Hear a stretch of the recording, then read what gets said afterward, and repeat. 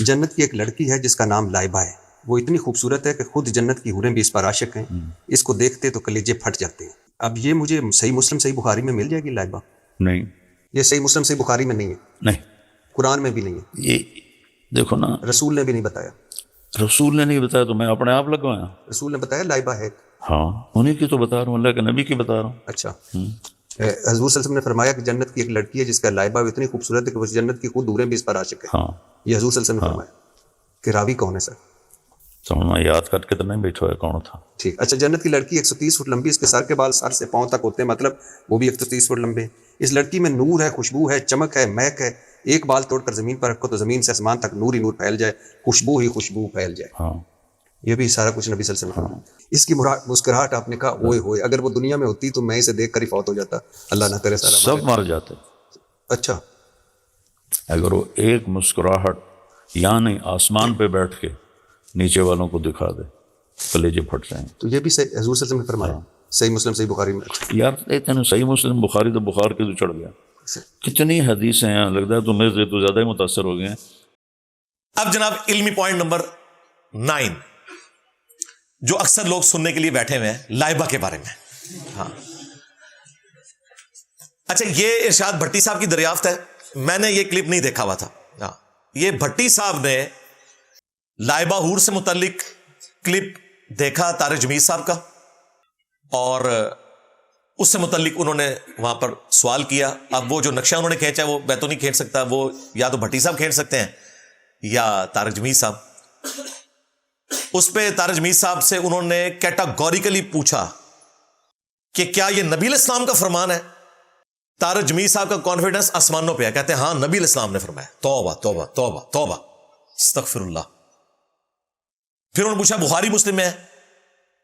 انہوں نے کہا جی کہ ساری حدیثیں کو بخاری مسلم میں تو نہیں ہوتی۔ اور بھائی پھر انہوں نے ساری جو کتابیں بتائی ہیں ابو داؤد، ترمذی، نسائی، ابن ماجہ، تو بھائی ان 6 کتابوں سے وہ لائبہ دریافت تو کرنی تھی نا۔ ان کو بھی پتا تھا وہاں کوئی نہیں لکھی ہوئی ہے، یہ صوفیوں کی کتابوں میں ہے یا ان محدثین کی کتابوں میں ہے جو صوفیوں سے متاثر تھے۔ اب اس کے آفٹر شاکس آ رہے تھے، ہر طرف لائبہ لائبہ ہو رہی تھی۔ طارق جمیل صاحب نے اگلے دن کلپ بنا دیا لائبہ کے اوپر، اور انہوں نے اپنے موبائل میں کہا کہ میں نے لائبہ جو ہے وہ ڈھونڈ لی ہے، اور وہ انہوں نے عربی میں پڑھ کے بتایا۔ اس کے باوجود طارق جمیل صاحب حفظہ اللہ کو توبہ کی توفیق نہیں ملی کہ جھوٹی روایت کو نبی علیہ السلام کی طرف منسوب کیا، جھوٹی روایت کو۔ پہلی بات ہے کہ لائبہ ورڈ تو کسی حدیث کے اندر آیا نہیں ہے، پہلا جھوٹ۔ اور جو یہ پبلک کے اندر لائبہ لکھا جاتا ہے نا، لام اور الف اور حمزہ اور با اور ہا، یہ تو عربی کا ورڈ بھی نہیں ہے، عربی سے ہی نکالنے کی کوشش کی گئی ہے۔ اس کا مطلب ہے پیاسی لڑکی، اور اگر عین سے لکھا جائے لاعبہ تو اس کا مطلب ہے کھیل کود کرنے والی لڑکی، وہ عربی کا لفظ ہے۔ لیکن حور نہ لائبہ ہے نہ لاعبہ ہے، حور جس کا ذکر ہے اس جعلی روایت میں وہ ہے لعبہ، لام کے اوپر پیش ہے عین، با اور تا، اور وہ وقف ہو کر ہا بن جائے گی لعبہ۔ تو آڈی لائبہ میں لبی ہے اور لوبا نکلی ہے۔ ہاں لو سامو تسی لب دے رہے ہو۔ اب وہ حدیث پڑھ رہے ہیں اور عربی بھی اس کی غلط پڑھ رہے ہیں۔ میں عربی کی غلطی نہیں نکال رہا، ہو سکتا ہے لوگ کہیں جی غلطیاں نکال رہا ہے، کم از کم لفظ تو صحیح بتائے نا کہ یہ ورڈ موجود ہی نہیں ہے، وہ لعبہ ورڈ تھا۔ اور وہ جو روایت ہے وہ بھی جعلی روایت تھی۔ میں نے کم از کم 1 گھنٹہ لگایا اس کی پوری سند کو چیک کرنے کے اوپر۔ اس کے بعد مجھے کافی لوگوں نے ای میل بھی بھیجی، لیکن میں آلریڈی اس پہ کام کر چکا تھا۔ پہلے تو میں نے ڈھونڈنے کی کوشش کی، کیونکہ انہوں نے کہا تھا کہ ابن قیم کی بک کے اندر سے میں نے یہ لیا ہے، تو میں نے وہ اب لائبہ لکھ رہا ہوں تو وہ تو نکلنا ہی نہیں تھا اس طریقے سے، ظاہر ہے۔ پھر طارق جمیل صاحب کی جب میں نے وہ عربی سنی تو میں نے اس کے الفاظ مکتبۃ الشاملہ میں ڈال کے وہ روایت نکالی، تو وہ 2 کتابوں میں نکلی۔ بیسیکلی وہ ایک ہی کتاب میں ہے، اسی سے ہی سب نے نقل کیا ہے۔ امام ابن ابی دنیا المتوفا 281 ہجری، انہوں نے کتاب لکھی ہے صفت الجنہ، جنت کی صفات کے اوپر، اس میں یہ روایت لے کر آئے ہیں، اور انہی سے پھر نقل کی ہے ابن قیم نے، المتوفا 751 ہجری۔ اور مزے کی بات میں آپ کو بتاؤں، امام ابن ابی دنیا نے جو کچھ لکھا وہ کچھ طارق جمیل صاحب نے جو بیان کیا وہ کچھ اس میں وہ لکھا بھی نہیں ہوا، اس میں تو لکھا ہے کہ لعبہ ایک حور ہے جس پہ باقی حوریں رشک کرتی ہیں اور کہتی ہیں کہ اگر تجھے لوگ دیکھ لیتے تو وہ اللہ تعالیٰ کے تابع فرمان ہوتے تیرے حصول کے اندر. بس اتنا لکھا ہوا ہے. اور یہ بھی نبی علیہ السلام کا فرمان نہیں ہے, ابن مسعود کی طرف یہ قول منسوب کیا گیا ہے, نبی علیہ السلام کا فرمان نہیں ہے, یہ ابن مسعود کا قول ہے. اس سے اگلی بات, یہ روایت ایسی روایت ہے جس میں 2 مجہول راوی ہیں, عبید اللہ اور موسیٰ, نامعلوم راوی ہیں, محدثین ان کو جانتے ہی نہیں ہیں, نامعلوم. اور اس سے بڑی بات, ابن مسعود سے جو بندہ روایت بیان کر رہا ہے حسان بن عطیہ المتوفا 121 ہجری, اکثر محدثین کے نزدیک وہ تبع تابعی ہے. البتہ بعض نے اسے تابعی کہا اور صرف ایک صحابی سے اس کی سماعت ہے, ابو امامہ باہلی سے, اور وہ بھی اس لیے کہ وہ 86 ہجری میں 106 سال کی عمر میں صحابی فوت ہوئے. وہ فوت کافی لیٹ ہوئے تھے تو ان کا زمانہ پایا ہے حسان نے. باقی حسان کی حدیثیں بخاری مسلم میں موجود ہیں, ابو داؤد ترمذی میں. یہ کبھی بھی کسی صحابی سے روایت نہیں کرتا, ہمیشہ بیچ میں کوئی بندہ ہوتا ہے کیونکہ اس کا زمانہ بعد کا ہے. اور ابن مسعود 33 ہجری میں فوت ہو گئے تھے حضرت عثمان کے دور میں. اس وقت حسان پیدا بھی نہیں ہوا تھا. لو سامو, منقطع روایت. ابن مسعود تو 33 ہجری میں فوت ہوئے ہیں نا, حضرت ابو ہریرہ 59 ہجری میں فوت ہوئے ہیں, ان سے اتنے بعد. ان سے بھی سماع ثابت نہیں ہے حسان کا, ان سے بھی سماع ایک تابعی کے تھرو ہوتا ہے. اس سے بھی لیٹ فوت ہوئے ابن عباس 63 ہجری میں, ان سے بھی سماع ثابت نہیں ہے. ان سے بھی لیٹ فوت ہوئے 74 ہجری میں عبداللہ بن عمر بھی اور عبداللہ بن عمر بھی. ان دونوں سے جو روایتیں یہ راوی بیان کرتا ہے نا, وہ تابعی کے تھرو کرتا ہے. ہاں 86 ہجری میں ابو امامہ باہلی جو سب سے لیٹ فوت ہونے والے صحاب میں سے تھے, ان سے ایک آدھ روایت اس کی ملتی ہے. باقی تو اس کی تمام روایتیں تابعین سے ہیں, صحابہ کرام سے اس کی کوئی روایت نہیں ہے سوائے ایک صحابی کے. اور ابن مسعود سے تو تصور بھی نہ کریں, اس وقت تو یہ پیدا بھی نہیں ہوا تھا. یہ جعلی روایت, ایک لوبا لبی, ہاں لوبا لبی, وہ بھی لائبہ نہیں نکلی نہ لائبہ نکلی, تو روایت بھی جعلی نکلی. اب ظلم نہیں ہے, ہم یہ سارے حوالے لگائیں گے.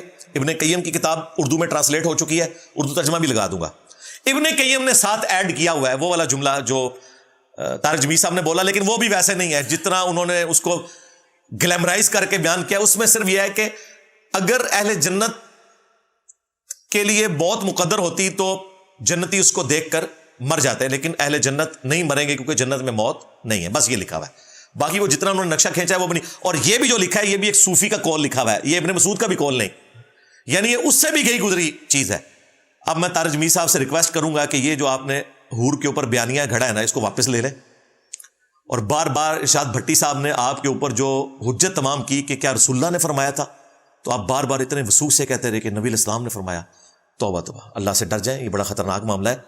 بخاری اور مسلم دونوں میں حدیث موجود ہے, جس نے میری طرف کوئی ایسی بات منسوب کی جو میں نے نہیں فرمائی وہ اپنا مقام جہنم میں دیکھ لے. ہاں جی, اور بخاری اور مسلم میں یہ حدیث مولا علی نے روایت کی ہے.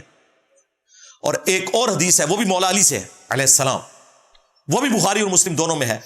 جب مولا علی اپنی فوج کو نہروان کے لیے خوارج کے خلاف قتال کے لیے لے کر جا رہے تھے تو ان کا موریل بلند کرنے کے لیے انہوں نے خوارج کے خلاف قتال کرنے والے جو لوگ ہیں ان کے فضائل بیان کیے کہ نبی علیہ السلام نے یہ فضیلتیں بیان کی تھیں جو لوگ خوارج کو قتل کریں گے جنگ صفین سے واپسی پہ جنگ نہروان کی طرف جاتے ہوئے. اس میں الفاظ ہیں, مولا علی کہتے ہیں مجھے آسمان سے زمین پر گرنا تو گوارا ہے, یعنی میرا ایک ایک ریشہ الگ ہو جائے. کتنی تکلیف والی چیز ہے اگر کسی کو آسمان سے زمین پہ گرایا جائے. یہ تکلیف تو میں برداشت کر لوں گا, لیکن میں یہ برداشت نہیں کروں گا کہ میں رسول اللہ کے بارے میں کوئی ایسی بات کہوں جو میں نے خود ان سے نہ سنی ہو. یعنی حدیث غلط بیان کرنا یا نبی اسلام کی طرف جھوٹ بیان کرنا, اس کا جو عذاب ہے اس کی تکلیف اس سے زیادہ ہے کوئی آسمان سے زمین پر گر پڑے. اور طارق جمیل صاحب نے پورے دھڑلے کے ساتھ جی نبی اسلام نے فرمایا. یہ صحیح مسلم صحیح بخاری میں نہیں ہے, نہیں, قرآن میں بھی نہیں ہے, یہ دیکھو نا رسول نے بھی نہیں بتایا. رسول نے نہیں بتایا تو میں اپنے آپ لگوایا. رسول نے بتایا لائبہ ہے. ہاں انہیں کی تو بتا رہا ہوں، اللہ کے نبی کی بتا رہا ہوں. اچھا. نبی علیہ السلام نے تو کہیں بھی نہیں فرمایا تھا. ایک صحابی کی طرف منسوب تھا، وہ بھی منقطع روایت، جعلی روایت. چلیں ہم سمجھتے ہیں کہ اس ویڈیو کے بعد وہ توبہ کر لیں گے. ویسے آپ کیا سمجھتے ہیں، ان کو رجوع کرنا چاہیے کہ نہیں؟ ویڈیو آنی چاہیے نا. ہاں جہاں وہ ہماری غلطیاں ہائی لائٹ کرنے کے اوپر ہمیں بدتمیز کہہ رہے ہیں، تو جو آپ کی آخرت کی فکر میں ہے آپ میرا شکریہ ادا نہ کریں، اللہ سے تو اعلانیہ معافی مانگیں، کیونکہ آپ نے اتنے سال لوگوں کو لائبہ کے پیچھے لگا کے رکھا ہے. تو لائبہ نے کون نہیں لپی جائے، لوبا نکلی تو وہ بھی جیڑی نکلی وہ بھی کوئی نہیں نکلی. اچھا ان ساری باتوں سے کوئی شخص یہ نہ سمجھے کہ ہم جاوید احمد غامدی صاحب یا ان کے متاثرین کے ساتھ کھڑے ہیں نعوذ باللہ کہ ہم حوروں کا انکار کریں، کیونکہ غامدی صاحب ان کے ماننے والوں کا یہ نظریہ ہے کہ یہ دنیا کی عورتیں ہی نا ڈینٹنگ پینٹنگ کے بعد آپ کے حوالے کر دی جائیں گی، کوئی حور لگ سے مخلوق نہیں ہے. ان کا یہ نظریہ بالکل قرآن و سنت کے منافی ہے، اور 1400 سال میں امت میں کبھی یہ والا عقیدہ نہیں رہا. آدھی بات درست ہے کہ جو دنیا کی بیویاں ہیں ان کو بھی اللہ تعالیٰ حوروں سے زیادہ خوبصورت بنا دے گا، یہ بات درست ہے. لیکن یہ کہنا کہ حور الگ سے کوئی اللہ تعالیٰ کی مخلوق نہیں ہے، صرف 2 کنزیکٹو صورتیں اگر آپ پڑھ لیں خود سے، مجھے بھی چھوڑ دیں غامدی صاحب کو بھی چھوڑ دیں، سورۃ الرحمن اور سورۃ الواقعہ، اس میں باقاعدہ حوروں کا بائی نیم ذکر ہے. اور سورہ الرحمن میں تو آیا کہ ان حوروں کو جنتیوں سے پہلے نہ کسی جن نے چھوا نہ کسی انسان نے. اس کے بعد اگر کوئی یہ رزلٹ نکالتا ہے کہ یہ دنیا کی عورتیں تھیں تو اپنے دماغ کا علاج کروائے، کیونکہ دنیا کی عورتوں کو تو چھوا ہے انسانوں نے بھی اور جنوں نے بھی. اللہ تعالیٰ حوروں کی یہ تعریف بیان کر رہا ہے کہ کسی انسان نے ان کو نہیں چھوا، ہاتھ تک نہیں لگایا، تو وہ الگ سے ایک مخلوق ہے. اور پھر صحیح بخاری میں تو کئی احادیث ہیں، اس میں واقعی بخاری میں حدیث موجود ہے کہ اہل جنت کا قد جو ہے وہ 60 ہاتھ ہو جائے گا. وہ طارق جمیل صاحب نے اس کی کیلکولیشن غلط کی ہے، چونکہ وہ 120-30 فٹ کہہ بیٹھے تھے تو ان سے غلطی ہوگی. ایک ہاتھ جو ہے وہ 1.5 فٹ کو کہا جاتا ہے. یہ فقہ کے بنیادی طالب علم کو بھی پتا ہے. وہ کہہ رہے تھے 25 انچ. 25 انچ نہیں ہوتا طارق جمیل صاحب حافظہ اللہ، وہ 18 انچ ہوتا ہے. آپ خود ناپ کے دیکھ لیں ہاتھ. طارق جمیل صاحب کا اپنا بھی 25 انچ نہیں ہوگا، جتنا بھی مرضی لمبا ہو جائے یہ 1.5 فٹ بنتا ہے. اس اعتبار سے 90 فٹ قد بنتا ہے ہر جنتی کا. اور ظاہر ہے اس میں اگر حوریں بھی ہوں گی 90 فٹ کی، تو یہ بخاری میں لکھا ہوا ہے. یہ بھی لکھا ہے بخاری میں کہ ان کے جسم ایسے ہوں گے کہ اگر ان کی پنڈلی کھل جائے تو گوشت اور ہڈیاں تک نظر آئیں بالکل ٹرانسپیرنٹ، جس طرح آپ کو ہالی ووڈ کی فلموں میں وہ کوئی سین دکھاتے ہیں نا. تو یہ ان کی خوبی کے طور پر بیان ہوا ہے. اور یہ بھی آیا بخاری مسلم میں کہ اگر وہ اپنا چہرہ کھول دیں تو جنت سے لے کر زمین تک پوری کائنات روشن ہو جائے اور خوشبو سے مہک اٹھے. یہ جنت کی ڈائنامکس ہے، اس میں کوئی شک نہیں ہے. بالکل میں کہے نا کہنے کہ جی ساڑی لائبہ جاندی رہی ہے تو باقیاں بھی جاندی رہی ہیں. نہیں، بہت کچھ رکھا ہوا ہے اللہ نے. اللہ تعالیٰ نے جنت میں اہل جنت کے لیے وہ کچھ رکھا ہے جو کسی نے تصور بھی نہیں کیا. سورہ السجدہ میں آیا کہ کوئی جان نہیں جانتی کہ اس کی آنکھوں کی ٹھنڈک کیا کیا نعمتیں اللہ تعالیٰ نے جنت میں اس کے لیے رکھی ہیں. یہ آیت تلاوت کر کے نبی علیہ السلام نے فرمایا، بخاری مسلم دونوں میں حدیث ہے، کہ اللہ تعالیٰ فرماتا ہے میں نے اپنے بندوں کے لیے وہ نعمتیں تیار کر رکھی ہیں جو نہ کسی آنکھ نے دیکھی، نہ کسی کان نے سنی، نہ کسی دل پہ ان کا گمان بھی گزرا. وہ تو بہت نعمتیں ہیں، اور سب سے بڑی نعمت اللہ کا دیدار ہے. اس کا ذکر ہونا چاہیے. اللہ کے دیدار کے بعد ہر نعمت اس کے مقابلے پر کوئی حیثیت رکھتی نہیں ہے. یہ سب سے بڑی نعمت ہے جو جنت میں ملنے والی ہے. اللہم اجعلنا منہم. اور اس کے بعد نبی علیہ السلام کا پڑوس آپ علیہ السلام کی زیارت ہونا. جنت میں بہت نعمتیں اللہ تعالیٰ نے اپنے بندوں کے لیے تیار کر رکھی ہیں. حور تو اس میں سے ایک چھوٹی سی چیز ہے. بالکل بخاری میں موجود ہے کہ جنت کی حور کا جو دوپٹہ ہے وہ دنیا اور جو کچھ دنیا کے اندر ہے اس سے بڑھ کر ہے. اس میں کوئی شک نہیں ہے. لہٰذا میں نے اس کو بیلنس کیا ہے. یہ نہ ہو کہ طارق جمیل صاحب کا رد کرنے کے چکر میں لوگ جو ہیں وہ حوروں کا انکار کرنا شروع کر دیں. میں نے دونوں طرف کی پکچر آپ کے سامنے رکھ دی، اور اس کے بعد میں طارق جمیل صاحب کے اوپر توبہ پیش کروں گا کہ وہ اللہ کے حضور توبہ کریں جو ان سے مس ہینڈلنگ ہوئی.